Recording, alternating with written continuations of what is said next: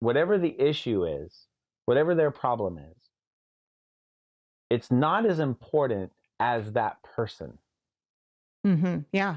And it's not as important as my relationship to that person. Yep. So that when they see that people are the value, the highest value, and loving them is more important than this little thing or that little thing that's really just selfish, that Yeah. person, that's who I need to see. The person that God has put in my life.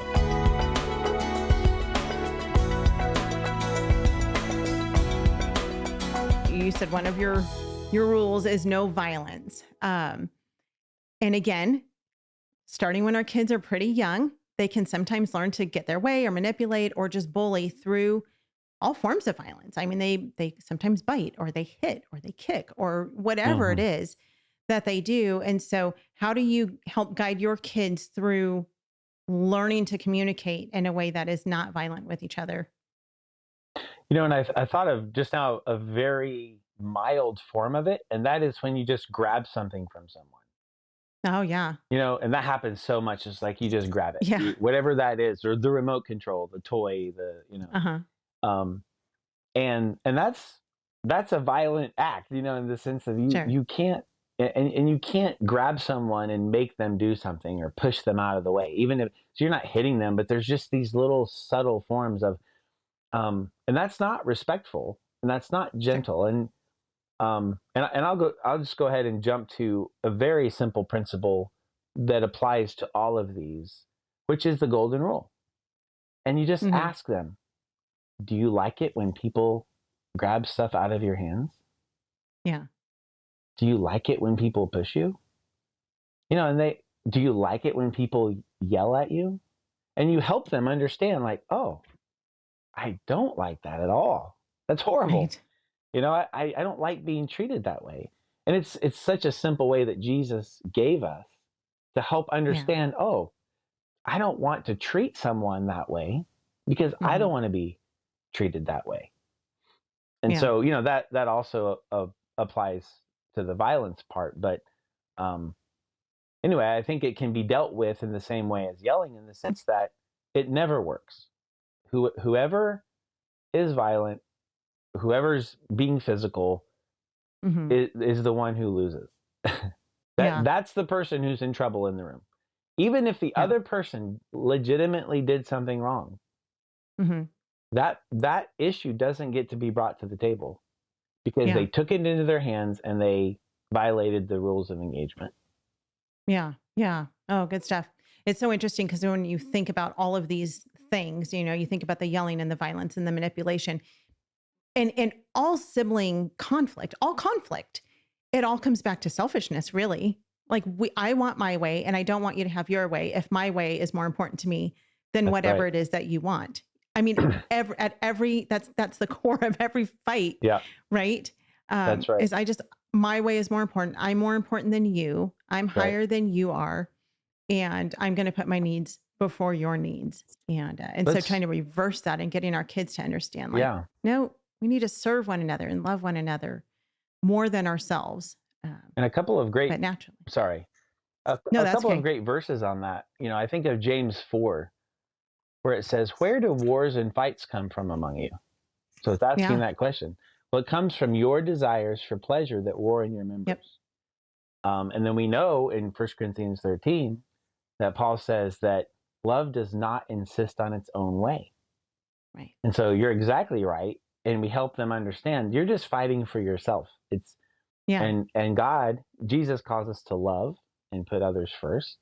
And so, of course, and like I mentioned before, Ephesians 4:2, those are the kind of verses that you can memorize as a family and talk about as Yeah. a family and set. Why are we doing this? Be completely humble and gentle.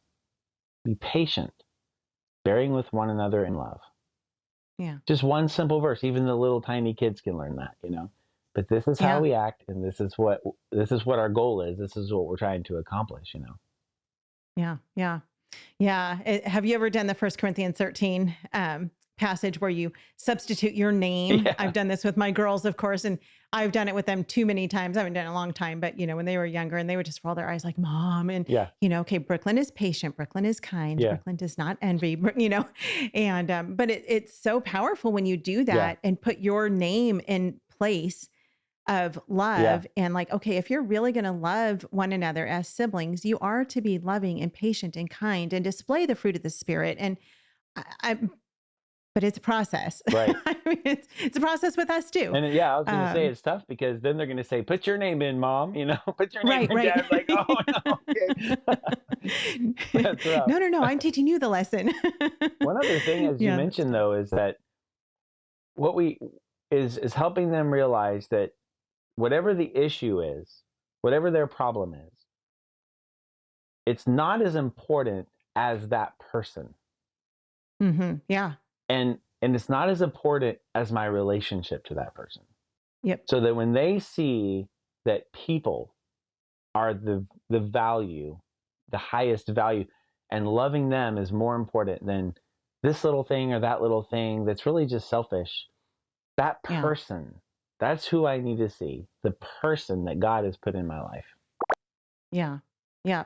I love so much that you said that. And it's funny because these things are coming back to me from when my girls were younger.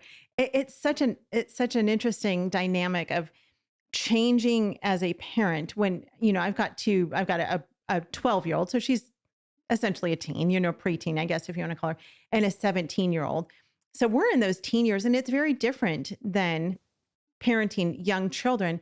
But when they were younger, and this principle doesn't change at all, like you're saying, but when they were younger, I remember they would fight over a toy. And I would say that exact same thing to them. I would say, what's more important, your sister or your toy? Your relationship with your sister is more important than the toy. Right. And just that very practical way of them thinking through, oh yeah, okay, I guess. And of course they would always say, my sister, and then hand him the toy reluctantly. But yeah, it is important to teach them, humans are more valuable than things. That's right. By far. So let's talk about manipulation. Okay. Let's talk. Okay. Do you want me to ask a question there specifically? Well, I think as you were saying in your examples, it's just more sneaky. And you don't hear yelling. I mean, like you hear yelling and you hear fighting, but you don't necessarily hear the manipulation that's going on. To me, it feels more icky and sinister. It's just like, it's just, and as you said, some people are great at it and some people don't really know how to do it. But it has to be clearly identified because it's a fuzzy line sometimes, and people have a hard time realizing, wow, you're really manipulating somebody. And one of the things is to identify the motive. What are you trying to accomplish? Because if you're trying to accomplish your agenda by saying this or that, then we start moving into manipulation. So the actual motive, is a part of it. Because, the fact is when we say, well, if you don't do this, I'm going to spank you. Well, why is that not manipulation? Because it's, I'm just saying it's because what we're asking someone to do is right and it's good for them, and we have authority to give consequences. But that's not the case for siblings, and so anyway, you have to explain that and clarify that and help them see why it's selfish, and try to root it out. And the other thing is to teach our children to not be able to be manipulated. That's what my dad taught me. He said, you can't have any handles on you, or they can grab you and irritate you or threaten you or scare you to do something that you shouldn't do. You have to be free and say, well, they may be manipulating me, but I'm not going to let that bother me. Homeschool Insights is sponsored by CTC Math. If you're looking for a great online math program, visit ctcmath.com and try it for free. For more great homeschool inspiration and resources, listen to the Schoolhouse Rocked podcast every Monday, Wednesday, and Thursday.